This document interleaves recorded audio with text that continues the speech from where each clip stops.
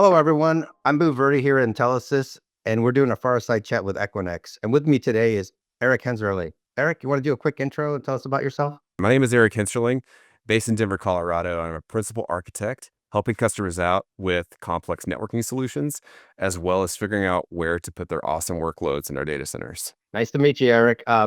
Tell us a little bit about Equinix. We know you're known for your co-location and other services, but what sets you apart from other data center providers? I think Equinix is known globally for how stable our data center presence is.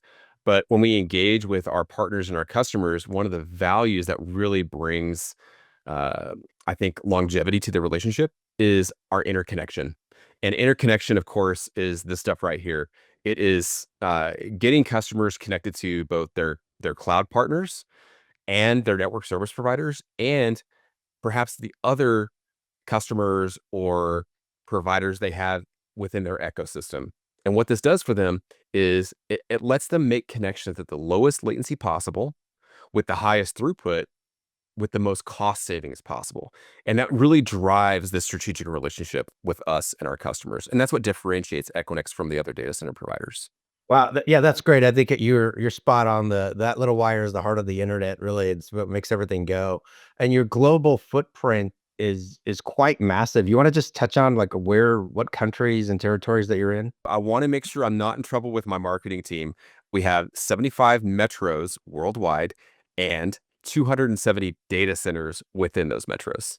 In most of our markets where we've established at least 3 data centers, we're going to have a very good story around cloud connectivity. And this includes direct on ramps within that metro for AWS, Azure, Google, IBM, Alibaba, Oracle, and then a lot of the SaaS and neo clouds that customers are asking for today. Yeah, I think that's really impressive. Like your footprint and your network capabilities are top tier, right? And but you know, what I want to ask is your current customers today, and maybe they're not consuming all of your services via your portal or some other mechanisms. Like, maybe just educate everybody who's a current customer. Like, did you know we offer this and we offer these other capabilities that maybe they're not aware of today? One of those is Fabric Cloud Router. And this is a brand new offering. So for the technical folks out there, if you can imagine a very basic layer 3 router that we deploy straight onto a Fabric chassis, what we're able to do with that is connect customers at up to 50 gig per second of speed to some of the cloud vendors that have that integration with us. So for example, if you had a customer that said, I just want in Sao Paulo the ability to connect from GCP to AWS at 50 gig for whatever use case. Let's say it's data transfer or they're integrating an AI footprint there. The customer could go to our Fabric portal, instantiate that router with no colo, right? No colo, and have a 50 gig connection between those two cloud vendors stood up in a matter of minutes. Maybe talk to me just a little bit about some of your VMware private cloud, other managed services that you guys have to offer. So Equinix globally has had in EMEA and APAC a managed services practice for quite some time. And what we've done through acquisitions is we've realized that we have a lot of knowledge sets around managing VMware environments and managing shared networking environments. So we put all of these groups together globally to stand up a managed services organization that, as you mentioned, is partnering with VMware to deploy VMware workloads around the world. And so what we do with this is if a customer comes to us again and says, "Hey, I need a no colo solution for this type of server in, say, Toronto." What we're able to do is take that customer's request and we're not giving customer access to things like vCenter or anything like that. What we're doing is we're abstracting that away into a managed service and allowing the customer to manage the server as if it was their own, right? Or asking our team to do some very basic management and monitoring of that service.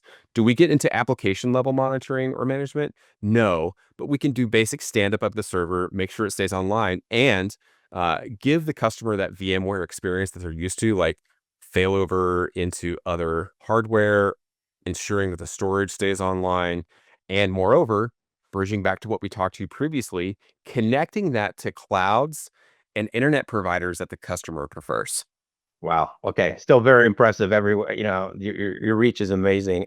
In terms of AI, this is where I see the economy and really our GDP is driven by AI data centers today. And so maybe just talk to me a little bit about what Equinix is doing from an AI readiness standpoint and having data centers that are capable to handle like inferencing at the edge and things like that.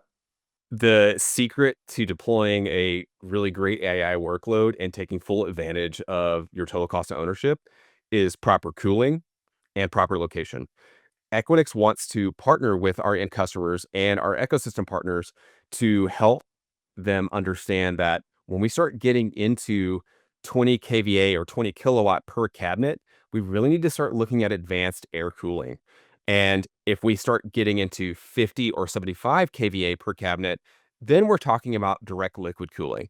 And Equinix can offer both of those globally. It's not every data center, it's not every metro, but it does include key metros that are close to the neo clouds and close to traditional clouds.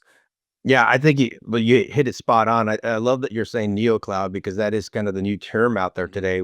That is the direction I think a lot of companies are going to go to. So I think you guys have a great story there. Is there any kind of ideal customer type that you guys have, whether it's just traditional, leveraging your network capabilities or AI that you guys typically see? When we talk about what the ideal customer is, it no longer is or needs to be a large enterprise, right? We still love our large enterprise customers and we still work with them on a daily basis.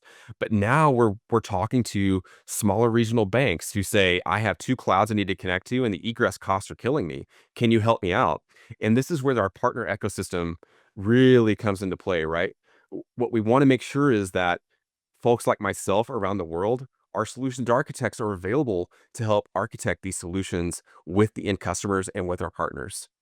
I think that's great. I mean, that's really what you're looking for when you're looking for service providers is as a partnership, right? Making sure that both parties are doing the right thing for each other. So, Eric, thanks again for joining us for our fireside chat here at Intelisys. We really appreciate your insights and the knowledge that you gave us. Absolutely. Thanks for having us. If anyone has any questions out there, we're here to help. Don't hesitate to reach out.